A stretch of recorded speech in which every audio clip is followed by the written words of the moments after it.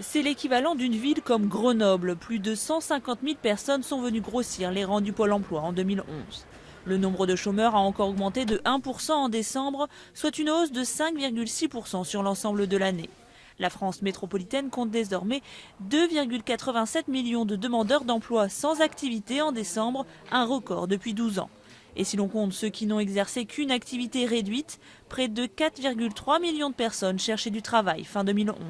C'est une nouvelle année noire pour deux raisons principales. La première est liée au fait que les entreprises n'avaient pas complètement digéré la crise de 2008-2009 et donc il restait des sureffectifs au sein des entreprises. La deuxième idée, et c'est l'idée principale, c'est que 2011 a vu aussi le retour de la récession ou en tout cas d'une croissance très faible. Pourquoi ? Parce qu'on a créé Victoire trop tôt en 2010. Les plus touchés par cette envolée, les seniors. Ils sont 16% de plus à connaître le chômage. Et les perspectives économiques pour 2012 ne sont guère plus encourageantes. L'UNEDIC s'attend à ce que la France passe le cap des 3 millions de chômeurs, avec une hausse de 214 200 demandeurs d'emploi sur l'année.